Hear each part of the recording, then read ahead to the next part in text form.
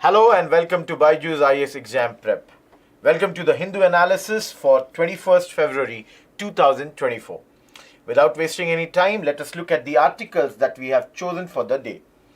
Now the first one is the Supreme Court declares AAP leader as the Mayor of Chandigarh. Now this is an old article which we have read many a times in the last few weeks, and even yesterday we were seeing that Supreme Court's observations regarding the elections, mayoral elections of Chandigarh, and Aam Aadmi Party leader has been elected as the mayor. The second one, rules that edge out women from jobs due to marriage illegal. Supreme Court is saying this is with regards to a case that has been going on for more than almost, I would say, 3 decades.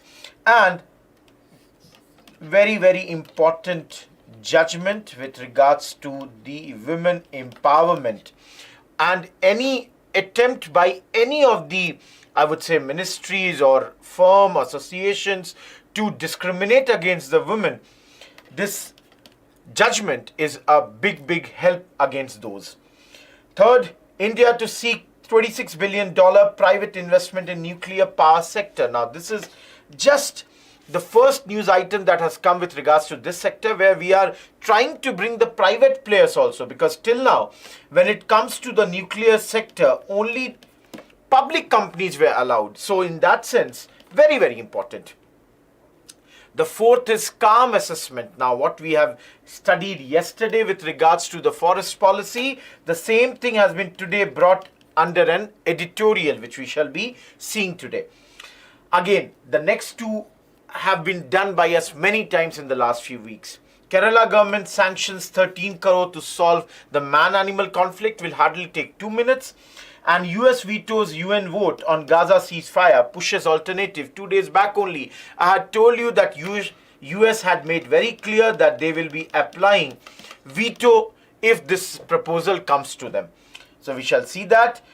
Lastly, keep it wholesome. Now, very important announcement in the interim budget with regards to the cervical cancer, and for that an editorial has come where they are applauding this particular decision taken by the central government, but at the same time they are saying we should go much more, we should do much more than this.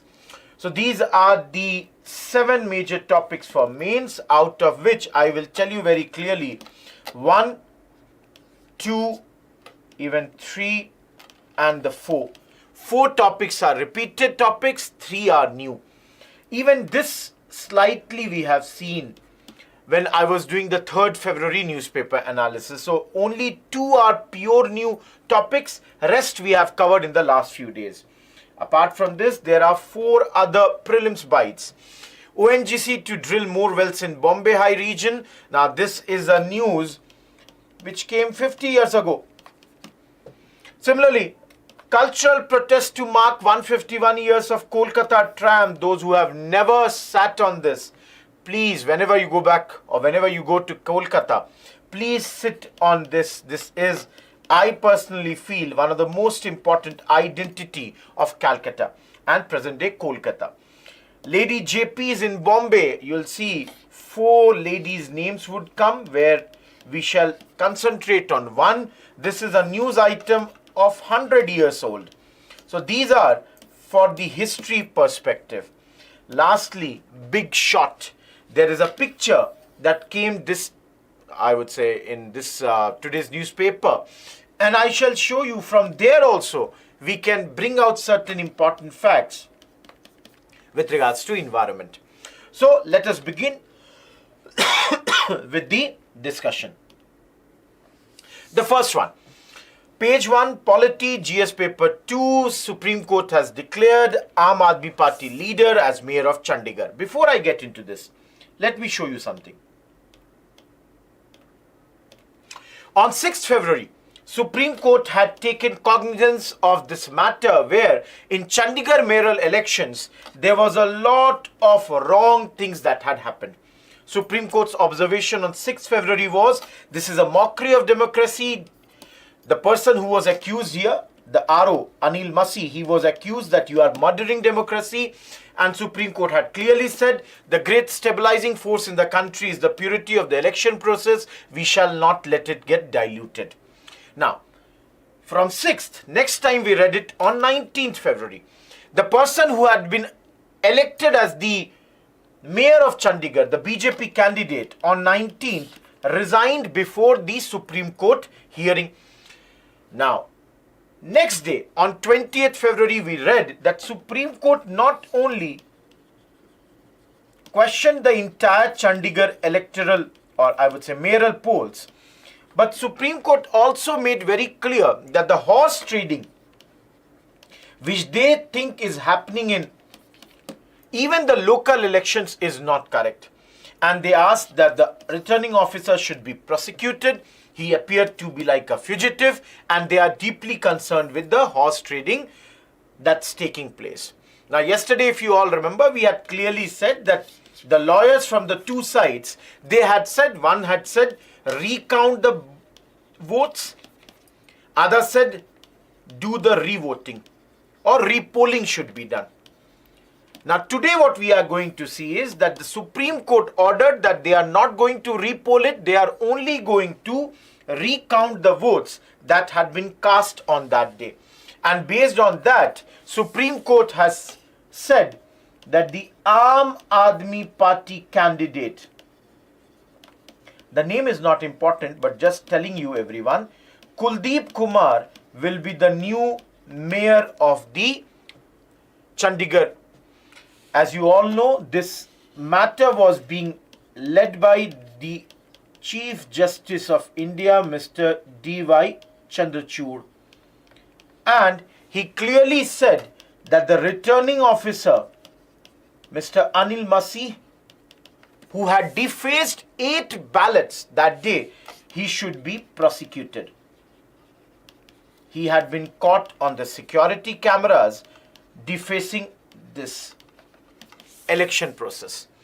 So, clearly Supreme Court is saying that they are duty bound under Article 142 that they should provide complete justice.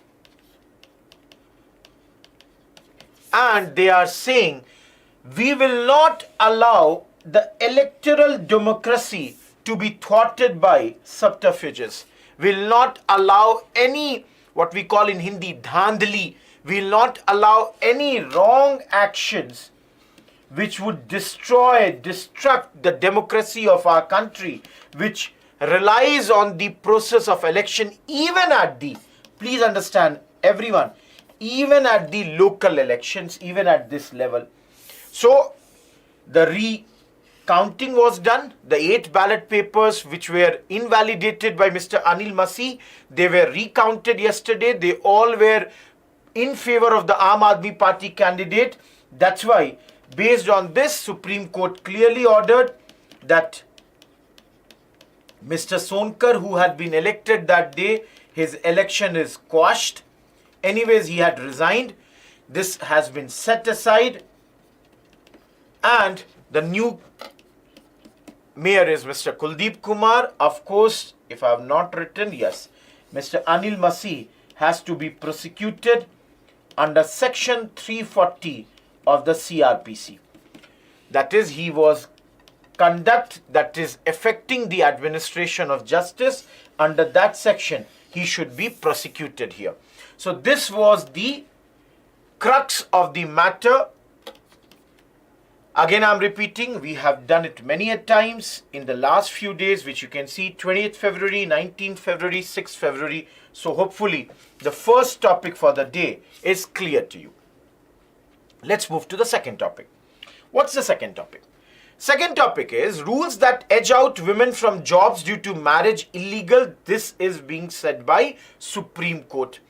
So basically, Supreme Court's observation is that any rule that bully women, basically women employees, to leave their jobs or they are removed from their jobs on the grounds that they have gotten married or any other grounds of domestic issues, according to Supreme Court, they are coarse gender discrimination and purely and plainly they are unconstitutional. They are absolutely wrong.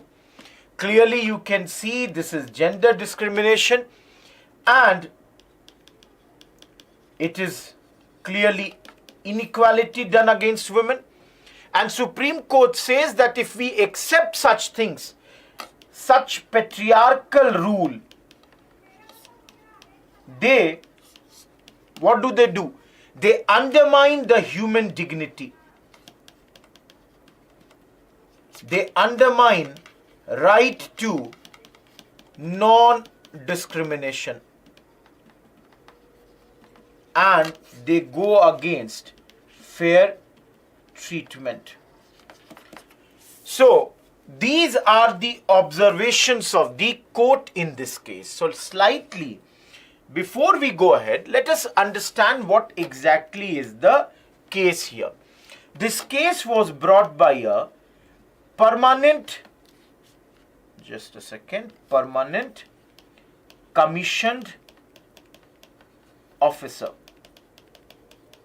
Now, she is a lady officer and she belonged to the military nursing service. Now, if you people can remember her name, it would be good Lieutenant Selina John. Now, as I said in the introduction, this is a very old matter. She was removed in August 1988. Now, everyone, on what grounds was she removed? She was removed that she had got married in April 1988. Along with that, I should definitely point out one more point was mentioned, that she had got low grade in the annual confidential report. In the ACR, she had got very low grade.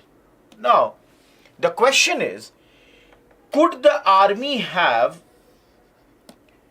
rusticated someone or removed someone on the basis of the fact that she or he had got married? In this case, she only. Let's take she.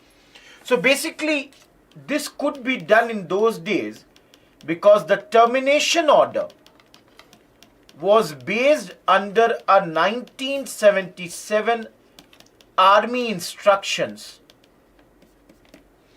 Though the point to be noted is that even these instructions were taken back in 1995.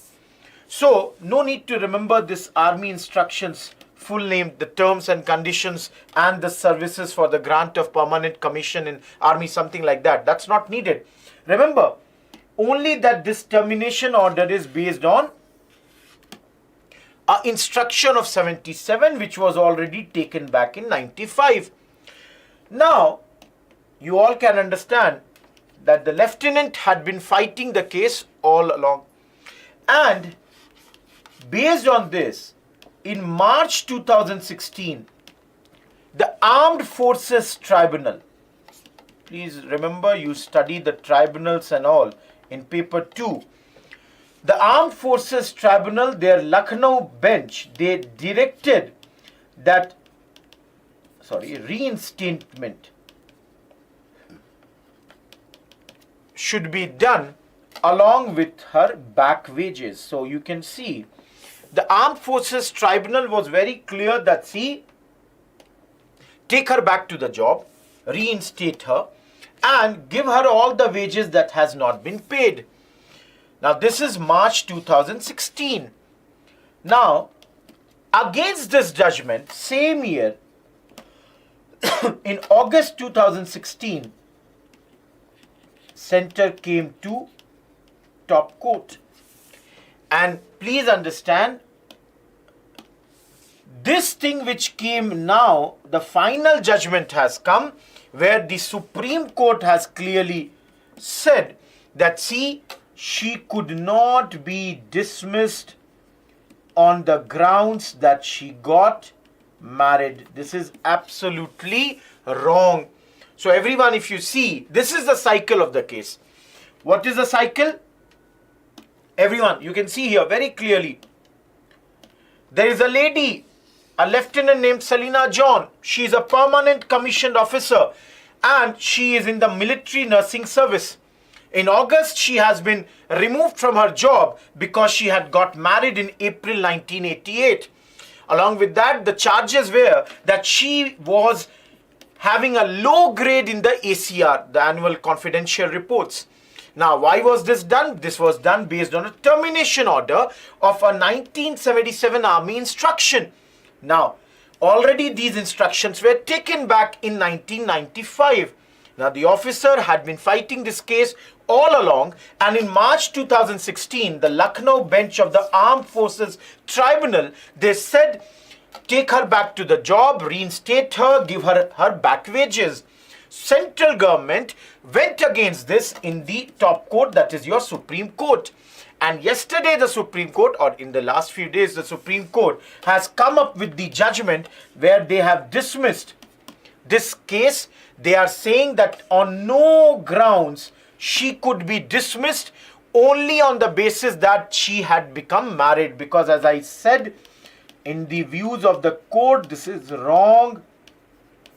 This is illegal. As I told you, everyone, the observations are this is inequality against the ladies. It is against the human dignity. It is against the right to non-discrimination. It does not give fair treatment. And that's why, last thing let me tell you, the Supreme Court yesterday in its judgment, everyone, Supreme Court in its judgment has asked central government to pay 60 lakh rupees as compensation within 8 weeks as full and final payment for her. So this has been asked, and this was pronounced by a bench headed by Justice Sanjeev Khanna. So all of you, please keep this much in mind. This is your entire case. If you remember this, I would say, flow chart, how the things have moved in this case, nothing else you have to remember. And these examples you can use in any of the cases or questions related to women where discrimination is being seen, or even as an example where tribunals are there. So you can post or you can mention these cases. Moving ahead. Now, totally new article again. Page 16, Energy, GS Paper 3, the India to seek $26 billion private investment in nuclear power sector. Now, as I said in the introduction only, this is the first time that India is seeking private investments in nuclear sector. Till now, when it comes to the nuclear sector, all the investments are done by the government. Government has never taken private investments when it comes to this.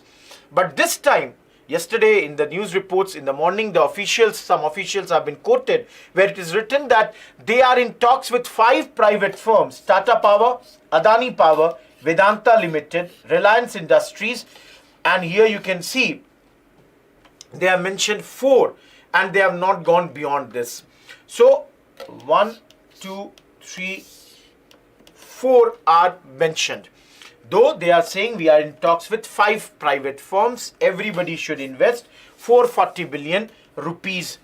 Now remember, NPCIL owns all the fleet of nuclear power plants in India. They have a capacity of this and they are committed to 1300 megawatt further. So this is the crux of this article. But then as I write and then I make you understand, remember, the first thing, India looking for private investments. How much private investment or private companies to invest? How much there is the expectation? $26 billion. Now, normally it should be a very normal news, but the fact is this investment has to be done in nuclear energy sector because it's a renewable, it's a clean energy, does not emit the carbon dioxide gases. So this shows a big paradigm shift as far as India's policy is concerned, because this is the first time India is asking for this. Remember, this source is presently giving India's 2% of total electricity generation. And if we get this sort of investment, it helps us specifically to reach 50% of its installed electric generation capacity using non-fossil fuels by 2030. And this way, from 42% presently, it would reach to 50%. So clearly, this is very important from the viewpoint of your environment. So for this, as I said, which are the private companies? They are talking to 5. In the previous slide, I have mentioned the names of 4 of those. And the talk is everyone should give $440 billion. 440 billion rupees. That is $5.3 billion each. This way, what would happen is, as I said in the previous slide also, that government will be building 11,000 megawatt new nuclear power generation by 2040. Now, presently, please remember, all these nuclear power projects, they are led by Nuclear Power Corporation of India Limited. They run all the nuclear power projects in India. Their present capacity being 7,500 megawatt, and they are doing investments for 1,300 megawatts further. Last thing that we have to understand in this is that, let's say tomorrow, private and public, that is private sector plus the public sector, they both will come in this. So does it mean that the private sector, let's say Adani Power, would be given the entire operation of these nuclear power projects that they would establish? No. Private, under the funding plan, they will do the investment. They would acquire land, they would acquire water, they would construct the areas outside the reactor. So you can see here, all those things which are, I would say, less critical in the sense that they do not threaten in any way the security of the country. So money would come from there. They would invest land acquisition, water acquisition, construction, everything outside the reactor would be in the private hands. But then building it and running the station along with the fuel management, all that would be under the NPCIL. So if any one of you are thinking what is the advantage that the private players are having, they would be earning revenue, or I would say revenues share from whatever the electricity would be sold from this. And NPCIL would operate the projects for a fee. So this way, the private projects or private players, they would be earning a revenue from whatever electricity sale has happened from this project. And NPCIL, of course, they would also be getting a fee. So this is the crux, but then this is a very I would say building topic. It has come for the first time. It will keep on coming. So let us keep on looking what all new things are coming with regards to this. Now moving ahead to the next topic, the fourth one, you can see we have seen many a times. Page 6, environment. Kerala government sanctions 13 crore to solve man-animal conflict. If you all remember, 20th February, we saw why are the human-wildlife conflicts escalating in Kerala. 15th February, we saw Kerala House request central government to amend Wildlife Act. So clearly 2 times we have already read.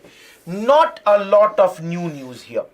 The thing is, number one, which is clearly seen in the heading, the Kerala government is saying we will give 13 crore rupees to Forest Department so that they can take steps to mitigate the animal and the wildlife conflict. Which place? Yesterday, if you all remember, I showed you on the map, Wayanad district.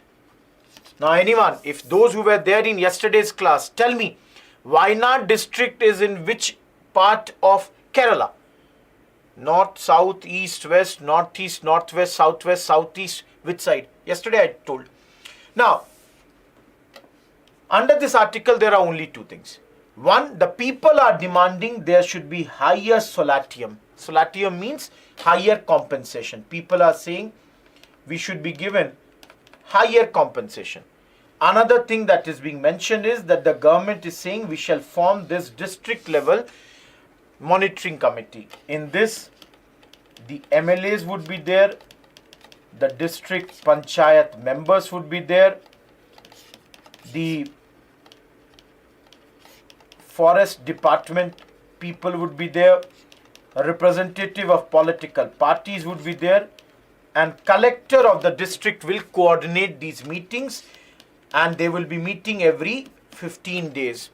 And they have also one very important thing that has come from this, which you can use in your answers on questions of Manrega.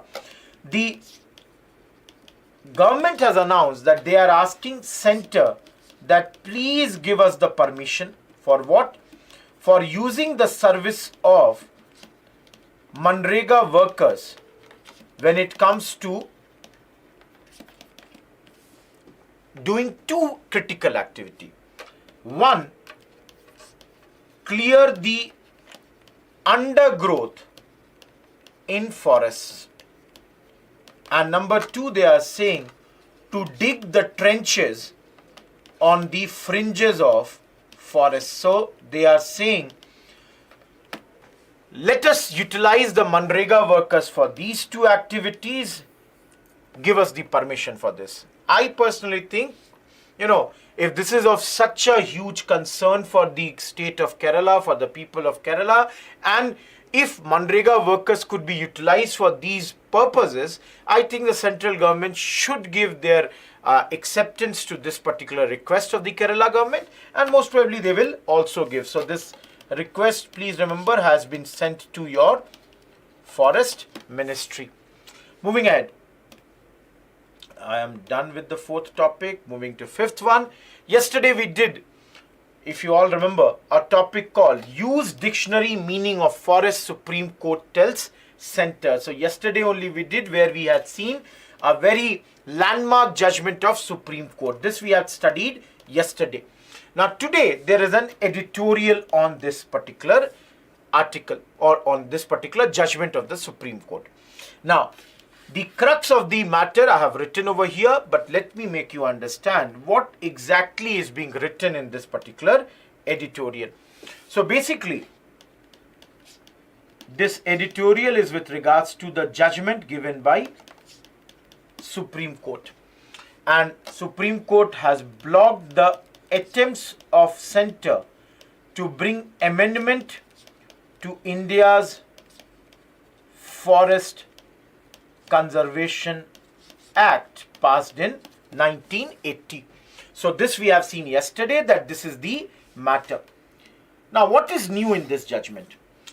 In this editorial. So basically here they are saying that according to the admission of centre, an estimated 4 million hectares of forest land were diverted between 1951 to 71.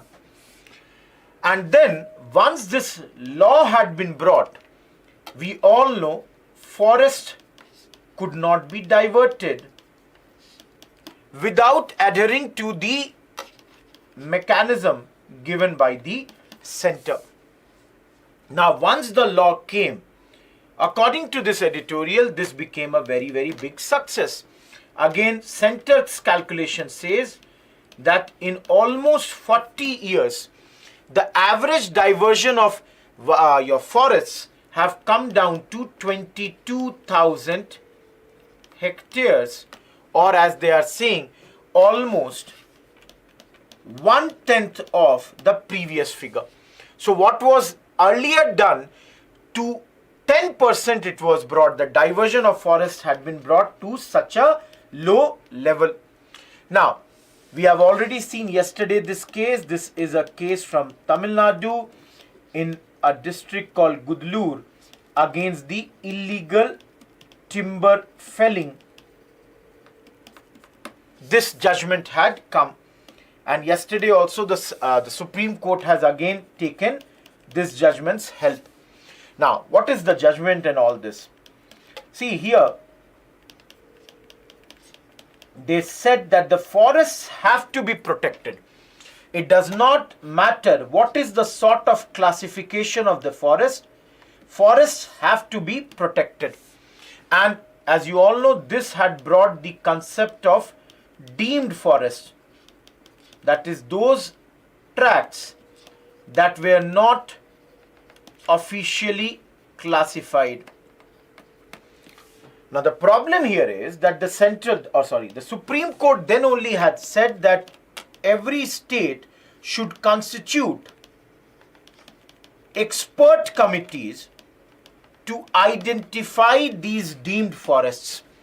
Unfortunately, hardly a few states in the last 28 years have contributed or have constituted any committee.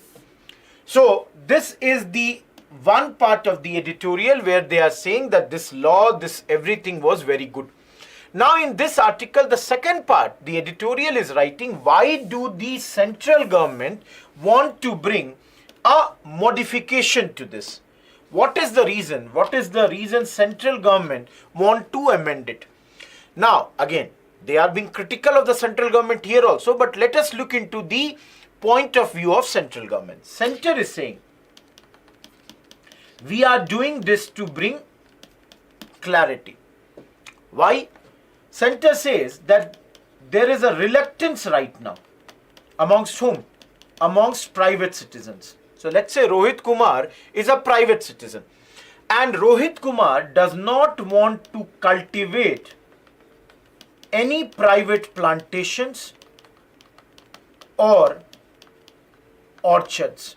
Rohit Kumar knows that if he does this, there is ecological benefit. Yet Rohit Kumar is not doing this. Why? Because Rohit Kumar is worried that once he does this, it would be classified as a forest. Once classified as a forest, the ownership of Rohit Kumar on this will become void. So central government is saying that, see, we are trying to have, or we are having a very ambitious plan that India has a carbon sink of almost 2.5 to 3 billion tons. If we achieve this, how do we achieve this? By increasing the forest coverage. If we do this, what we will be able to do it, we will be able to have net zero goals, and we will be meeting these goals. And for that, they are saying the laws have to be dynamic, and that's why they want to remove this concept of deemed forests that are not recorded as such from the ambit of protection. So this way, the private citizens, they would be more willing to grow these private plantation or orchards in this area or their areas, and ultimately it would give a lot of ecological benefits. So that's the view of the central government. So please keep in mind, I would say, both the objective of central government. Number one, that they want the private citizens to grow this. This way, it will help in the environmental goals, act as a carbon sink, and this requires that we should have a dynamic law, and those forests which are not under the purview of this should remain out of that. Why you should remember this? Because the other side we have already studied in a big manner. But then I have already told you the good things that have been achieved by the previous laws. Moving to the sixth topic, you all can see US vetoes UN vote on Gaza ceasefire, pushes alternative. Again, yesterday we saw Palestinians accusing Israel of apartheid, Israel to fight during Ramzan. Before that, on 19th, we saw an editorial in Gaza, peace prospects remain distant. And same day, you can see US had clearly said that they are going to veto the ceasefire resolution aimed for Gaza at UN. So they had said it on 19th, what we are going to study today again. And Brazil's Lula accuses Israel of genocide. And on 2nd February, on Israel's obligation to prevent genocide. So if you all see, we have studied this particular topic many times. So this article that is coming today, there are only one or two things that you should remember. Otherwise, everything is already covered. What is the new thing that you should remember? As you know, US brought veto to the UN vote that was for Gaza ceasefire. Now, first of all, remember, this resolution that was brought in UN was brought by Algeria. Algeria wanted that an immediate ceasefire that must be respected by all the parties should be brought. Now you all know what is the immediate backdrop of this. Immediate backdrop is that in Gaza, almost 1.4 million people, they have gone in the southern direction towards the city of Rafah. And Israel is saying that we'll continue to carry out our offensive till we have not defeated Hamas and till the time we haven't got back all our hostages. Now you all know Israel is also facing a lot of pressure from its allies, including US. But then US is also an ally of Israel, and they clearly said that they will not allow this thing to pass. Now, what is their objection? One of the biggest objection is that they are saying that in this resolution, please understand everyone, in this resolution brought by brought by Algeria, they have not condemned the assault which was done by Hamas on October 7 that killed almost 1160 civilians. So one of the problems that they have with this resolution is nowhere they are criticizing Hamas, though they are calling immediate ceasefire by all parties, but they are not condemning Hamas. Along with that, US is also saying that, see, we are rather working on another plan. We are doing our own diplomatic negotiations and we like to go through that, and that's why yesterday also US gave that their own draft was given from US side. So this is the crux of this thing, or this editorial or article, which we have seen many a times in the last few days. So that's for your sixth topic. Moving to your seventh one. And what's your seventh topic? Again, another editorial, keep it wholesome. Government plans to encourage vaccination against the cervical cancer for girls aged 9 to 14. Okay, all of you. 3rd February, if you all see, a rising tide lift all boats. Now, if you see here, in this article, this part, we had discussed the cervical cancer that day also. Article was written by Miss Sunita Reddy, who is the managing director of Apollo Hospitals Group, and there under this she was basically talking about the cervical cancer and how the HPV vaccination can prevent these cervical cancers. So again, you can see we have studied this topic also a bit earlier. Now coming to this here. Now why is it in such news? Why is so much of sudden focus on this? The sudden focus is because in the interim budget, Honorable Finance Minister Madam Nirmala Sitharaman, she has made an announcement that government has plans to encourage vaccination against cervical cancers, specifically for the girls between the age of 9 to 14. Now, this editorial also says it's a very good action. It's a very, very laudable act. Very good thing. Of course, it would be done post-elections only. But then, the editorial says it's a correct step in the right direction. Now, in the second part of this editorial, the writer writes that, see, this cancer of the cervix. Now, everyone, where does it happen? If you know it, please post in your comment. I'll tell you in 1 minute. Where does it happen? And it's unique in the sense that 99% of all these cases are because of infection due to HPV. Now, what is this? Human papilloma virus, which is a common virus transmitted through sexual contact. Now, according to the editorial, see, most of the cases, they resolve on their own and women remain symptom free. But then, in many cases, that is annually, 77,000 women alone in India die because of this particular cancer, which they say is the second leading type of cancer. So hopefully by now you all would know this answer to this question is it happens in the womb. So the cervical cancer happens here. And you can see, guys, this is the second most frequent cancer cause between the women of 15 to 44. Now, can we stop these deaths? Yes, we can.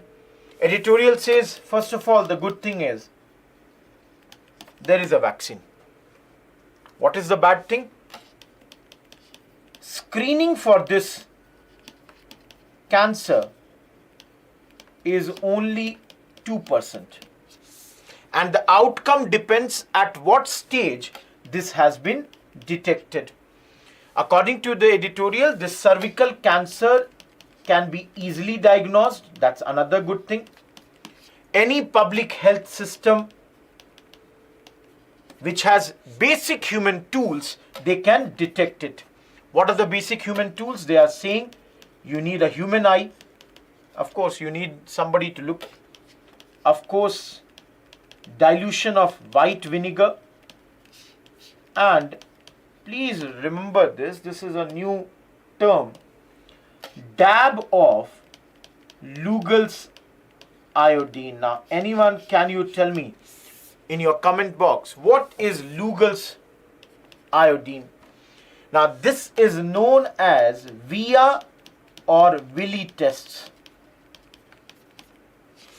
And this all can be identified with a test known as, sorry, not cytology, just give me a second. Just give me a second. Eraser. This is not cytology. This is cryotherapy. Okay. They are saying this can be identified by a short procedure where even when the patient is awake, you have to just check any abnormal growth. The screening can be done at primary health centers. It can be identified. Cryotherapy can be done and this can be taken care of. So please remember cervical cancer. I would recommend you people to study about this. Remember this. It becomes a relatively important topic for us. Let us come to the last 4 topics of the prelims bites. Now, all of you, exactly 50 years ago, February 21st, 1974, ONGC had drilled wells in the Bombay High. Now, those who do not know where is Bombay High, just near your, see here, in the Arabian Sea, here you have the Bombay High, which is now known as Mumbai High. Now, please understand, this in those days was a big discovery which was done by ONGC. Some 160 kilometers from Bombay, it was discovered, and this was very critical for our country. Discovery was done around 1964-67 when the Gulf of Khambar, which is also known as Gulf of Cambay, this was discovered. Detailed survey was done later, and this discovery was done by a team of then Soviet Union, not Russia, Indo-Soviet team. They had searched this. The drilling ship's name was Sagar Samrat, please remember for prelims. And in this article, everyone, one name is written, that there is a Minister of Petroleum and Chemicals, Mr. D.K. Barua. Those who study or those who have done polity, you would remember, or you must have studied about Devkant Barua. You would have seen, or you might be knowing about him. So any one of you, do you know who is Mr. D.K. Barua? Please post in the comment box. Let me see. At the end, I'll tell you about who he is exactly. And if you all see, the timing of this was very critical because the world was going through a energy crisis in early 70s, and at that point of time, this discovery of oil that is in the vicinity of India, a country which is energy starved, was a big achievement. That was a big achievement for us. Now, moving ahead to the next topic, history. Cultural protest to mark 151 years of Kolkata tram. Now, everyone, if you have never traveled on this tram, whenever you go to Calcutta, please travel on this 151 years of Kolkata tram. You all can see tram. This is the example, modern day tram, the old outdated, the old tram were like this. The first tram that was to be drawn by the horses. So you can see, as a fact, I'm telling you, the first horse-drawn tram in India had run for 2.4 miles or 3.9 kilometers between Sialdah and Armenian Ghat Street. Exactly, 24th February 1873. Now let me ask you one question. Who was the Governor General of India when tram was introduced? Let me tell you, he is not a very famous Governor General. And I know you might not even have studied, yet I'm asking you as a general knowledge question. Think it as Kaun Banega Crorepati. Before him, the Governor General was Mayo. Mayo was the Governor General before him. And after him, the Governor General was Lytton, the bad Governor General 1876 to 1880. So before him, who is the Governor General between Mayo and Lytton, during whose time tram was introduced? Now everyone, clearly it's a 151-year-old non-polluting mode of transport. Now continuously the uses of the tram has gone down, is presently only 3 routes. Earlier there were more than 50 routes on which the trams were running, and now it has come down to only 3 routes. But then the environmentalists and those who are the lovers of the history and the past, they are saying that this is very important that we continue with this. It is a landmark in Kolkata's landscape, and this is an example for the other cities, other areas also. So tram, do remember this as a part of history. Now there is another topic. Exactly 100 years ago, Lady JPs in Bombay. What is JP? You can see Justices of Peace For the first time 100 years ago, 4 ladies were appointed as Justices of Peace for Bombay, then Mumbai now. Now all of you, this JP in those days was basically a judicial officer belonging to a lower court that might be elected or appointed by a commission. And you can see in this it is written that 4 ladies were for the first time nominated here. I am only telling you about one of them, Kawaji Jahangir, coming from a very prestigious Parsi family of Bombay, and she had received the Kesare-Hind medal from the British in those days and was also the president of women's branch of the Indian National Association. My another question for this is, can anyone name me who was the big Indian leader who had founded this Indian National Association in those days? That's my another question to you. Last but not the least, on page 22 there is one picture I thought very cute picture.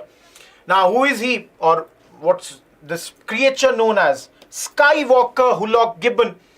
And this is Myanmar has the largest known population of Skywalker gibbons in a single location. Now what is the case?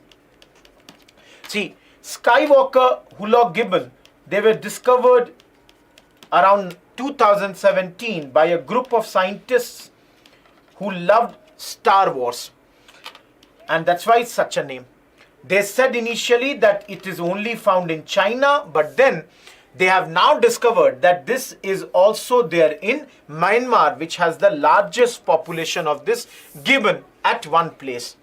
Now, why are we studying about a gibbon that is found in Myanmar or China?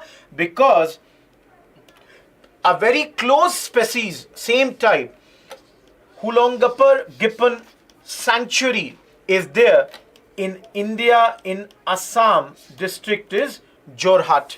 So, another distinct gibbon species, which you can see, Hulok gibbon species, is also found in India. Sorry, this will not be visible here. Is also found in Assam, specifically in the Jorhat district. That's, here. Though on some places it's also mentioned it is found in Kaziranga, but then mostly what I searched is Holangapur Gibbon Sanctuary contains India's only ape and gibbon species, the Hulok gibbons. That's why you should remember it. Now let me tell you, initially it was thought that only China, but then as you know, Skylock is there in Myanmar also. In India we know it was there already. In Bangladesh also it is there. So in these countries this species is found. Now this is a very old map which I have taken. Please understand the politically here now Ladakh and Kashmir is there. Of course Telangana has been created, but this is an old map just for the reference I have used here, not getting into the political accuracy of this. Now earlier what was thought that in India there are 2 types of gibbon species, that is one eastern Hulok gibbon and another western Hulok gibbon. But later one of the studies in Hyderabad, the Center for Cellular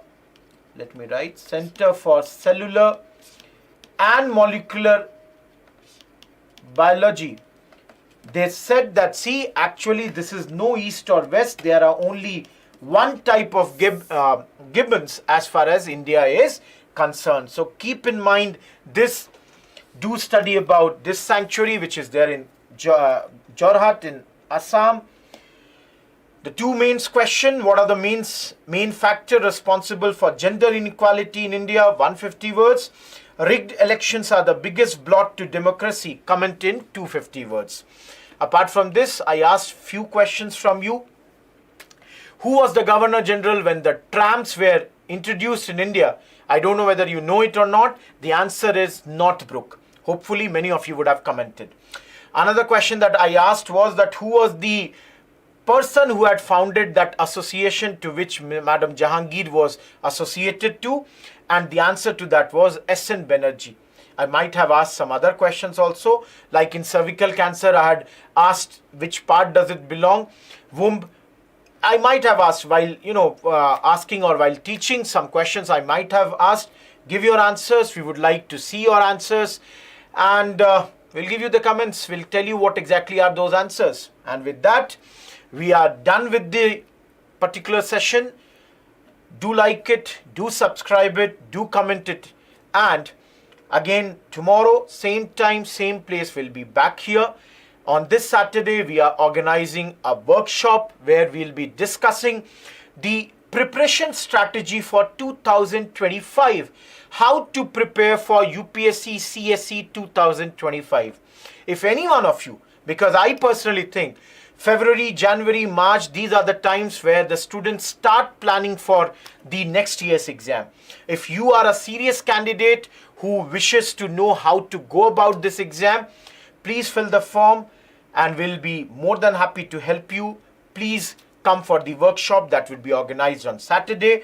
You will be given further information about this both tomorrow and the day after tomorrow session. But for the time being, thank you. Goodbye. Let us meet tomorrow again. Jai Hind.